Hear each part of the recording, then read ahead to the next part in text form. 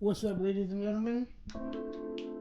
Welcome to my little TED Talk. I'm gonna make it seem like I'm talking to you guys. I keep shifting my eyes down there because I can see myself down there. But not the point. So, today I'm just gonna yap about some stuff. And you're just gonna sit there and listen. Because you know what? Why not? You have nothing to lose. Right? Right? But anyway, so today we're gonna talk about artists. Underrated artists, to be exact. Because you know what? We can talk about what's going on with the Grammys, what's going on with my favorite artists, and like some of my favorite artists are still underrated, but my top favorite artists are not anymore. Because when it comes to like the actress or Kehlani, I can't even count Ariana Grande. She's always been big, but I don't wanna waste no time. Rina Sawayama, still underrated. Genevieve, still underrated. I have so many artists who are still underrated that it's kind of insane. All right, so let's hop into it. First off, we got Genevieve. Okay, Genevieve is a Miami-raised artist. She does mostly R&B. Her Cuban mother, she's Cuban. I did not know that, but made her listen to like Erykah Badu and Marvin Gaye and all that jazz. So I think her voice is absolutely angelic. I discovered her like everybody else, Baby Powder, and I kept listening to her stuff. Her most popular songs, I would say, would be like Resume, Baby Powder. My favorite, Naive, are pretty like solid songs that I like to listen to. She has a pretty good like, people would say R&B, but I would say like 80s type of music that she makes, and she low-key cool. I feel like the Afro suits her well, and I hope she doesn't change, but she's one of them ones where you gotta be really into a mood in order to listen to her. You gotta be in that chill, mellow type of lovey-dovey type of mood. So Genevieve.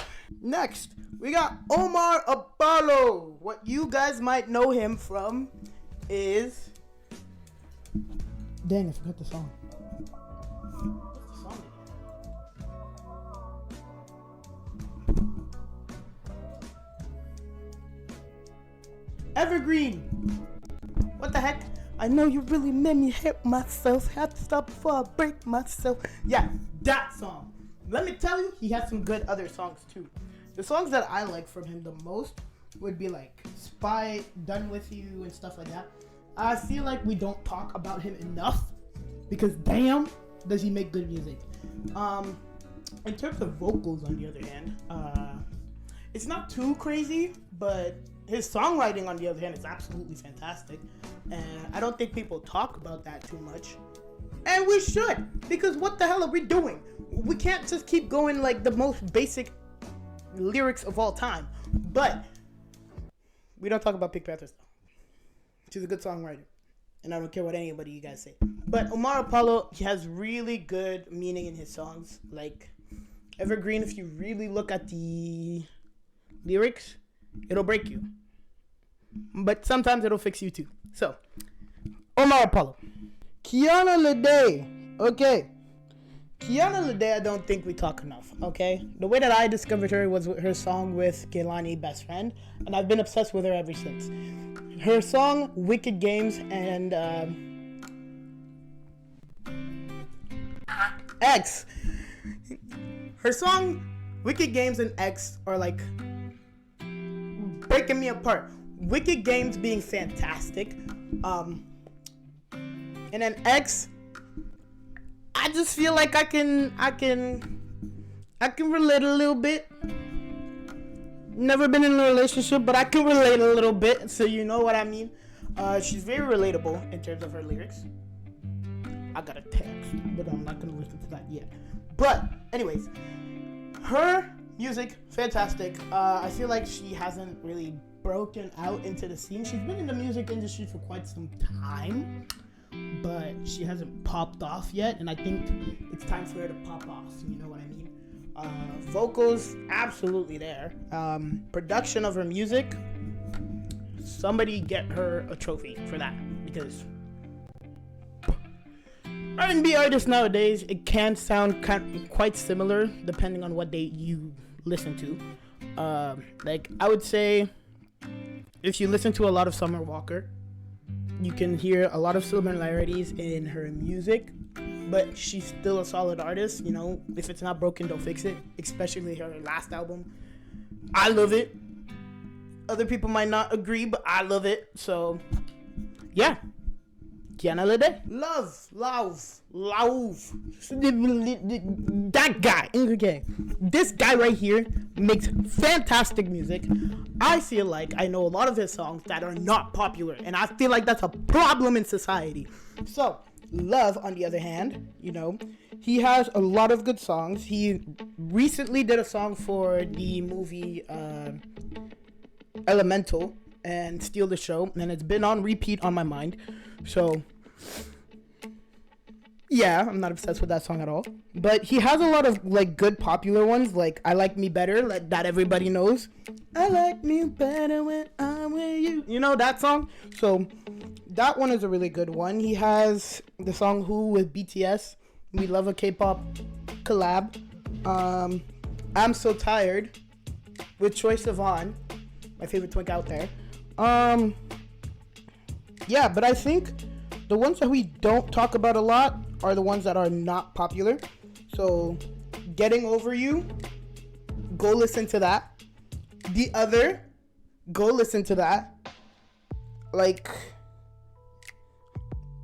I wouldn't say listen to Paris, because everybody knows Paris, so I'm not even gonna front you on that one. I don't really listen to that one. But, like, solid artist. Like, he actually deserves his flowers. And I'm very surprised he hasn't received, like, a Grammy or anything. But the Grammys are not trustworthy, so it is what it is. But he deserves an award for something. Go listen to it. Should I mention Snow Allegra? I should mention Snow Allegra. Snow Allegra is a legend in the music scene that we don't talk about enough. Let me tell you, when I found out her song, Fool for You, on a random night I was studying, and I just put, like, this, I'm gonna put it right here, actually, right here. When I found out on this playlist that was made on YouTube, when I found out the song Fool for You, I was floating. I was genuinely floating. Because you know what? Her vocals, and also she has like this, I'm not even qualified in talking about music, I just feel like yapping, but her vocals, her production makes you feel like you're levitating, like you're Doctor Strange, okay, without the whole fighting, like you're actually floating. I'm surprised. Like, she gets compared to Alicia Keys a lot when I can see it, but I don't see it. You know what I mean? If you talk about this woman's beauty, 10 out of 10. Music, 10 out of 10. It's not fair. It's not fair. If you want to be in the music industry and you realize you're climbing up in the ranks, talk to her.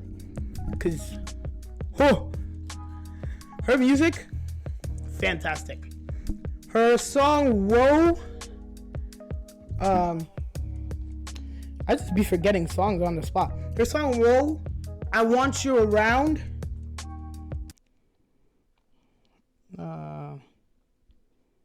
You is a really good one. Damn.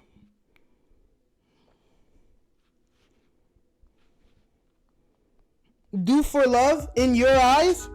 In Your Eyes is very popular because of the you know, that thing. So I think she deserves the world, and we don't talk about her quite enough like the rest of this list. So I need y'all to come collect. Who else?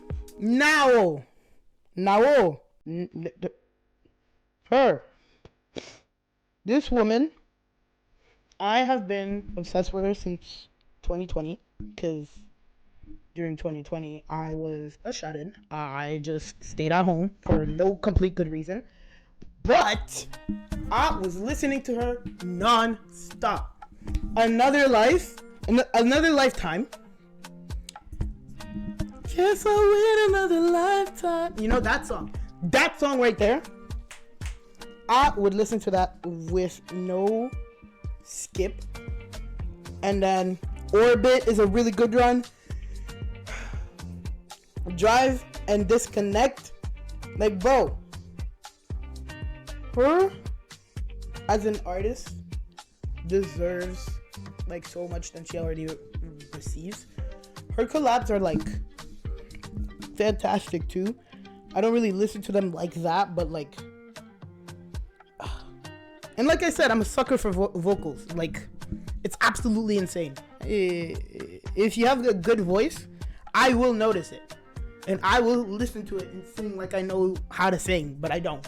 So, yeah. Mark Q. He's a really good artist. I know, 4 of his songs, and I already am a little bit obsessed with him. I think the come up of him comes compared to, whoa, I don't know how to speak English all of a sudden, but I think he gets compared to Malcolm Todd a lot, because sure, their music is similar, but I feel like in terms of storytelling, his is a little bit better. Don't shoot me, but it's a really good, he's a really good artist who knows how to sing, and I think it's really unique within his field of like indie type of pop area. So yeah, I like him. He's not bad. Go white boy. So yeah. Do I have other artists that I think are underrated? Y'all already know me and Rina Sawayama, her Sawayama album. Literal Heaven and Gold. And I'm not talking about golden from K-pop Demon Hunters. I'm talking about actual gold. Okay? Like, let me put this down.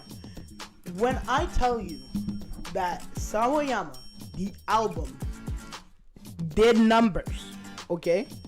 I mean, it did numbers. She was doing festivals. She was doing concerts. She was doing everything under the sun, okay?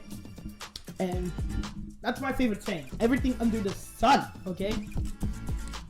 When I tell you that you did not know what genre her song would be, like her next release,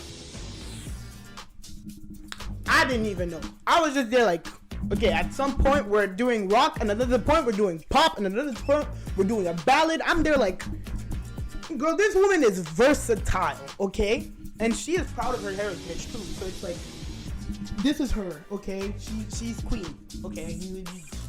Queen mother. You just can't attest to her, okay? So, yeah. That's let's see here. So you see, I don't have a list of underrated rappers. Because all of my underrated rappers nowadays are now big. Like Doechii. I think Doechii is really the only one that I've been with since the beginning. I did see her video Anxiety before it released, you know. So that has to account for something. And yeah, all of the artists that I do listen to now were artists that blew up when I did discover them, you know? Like, I could already tell you that Ariana Grande was my favorite artist growing up. And then I was one of those people who were like, One Direction! So, I was kind of in the basic field of, you know, strictly pop. I did like a lot of Taylor Swift songs growing up too. But as I got older, I would try and find niche artists to listen to. So I was there in the beginning of Kehlani's Comeuppings? Hello? Do I know how to speak English? No, okay. No, it's fine. It's okay, it's fine. But I was there during Pink Pantheress No Face era and her braid era, and like to see her being so big is awesome. It makes me feel like I supported her since the beginning. Kehlani, you already know, love her to death, and I'm not switching anyway. She will always be like a very big part of my listening when it comes to R&B. So yeah, Ariana Grande is not moving from my list. She makes fantastic music, and I'm not gonna stop listening, especially pop music. So it just. And then when people said, "Oh, Ariana Grande stitch it up," she did. She gave us an R&B album, and y'all didn't like it, and then we moved on. All right, what else can I talk about? Artists that were robbed this year for awards and stuff like that. The Weeknd. We can only say The Weeknd. The Weeknd is the only one who got robbed this year. And I don't care what you say, there are no other artists. Ariana Grande. Actually, I'll move to Ariana Grande later. But The Weeknd has been robbed so many times that he should probably feel like, you know what? To be blacklisted the way that he is a compliment. It's a genuine compliment from the whole Academy. They do not give you an award after having the most streams on Spotify with Blinding Lights. At that point, take it as a compliment. Be like, oh shoot, these guys don't want me to win. Who else? Yeah, I did say that Ariana Grande did get robbed a little bit. I would expect at least one nomination when it comes to Eternal Sunshine. Because We Can't Be Friends was everywhere. Yes, and when it did release was everywhere. So I feel like it deserved like at least a flower. By that I mean a nomination. But you can't win everything. She's doing well with Wicked, and she enjoys that, and her Cynthia Erivo. So yeah.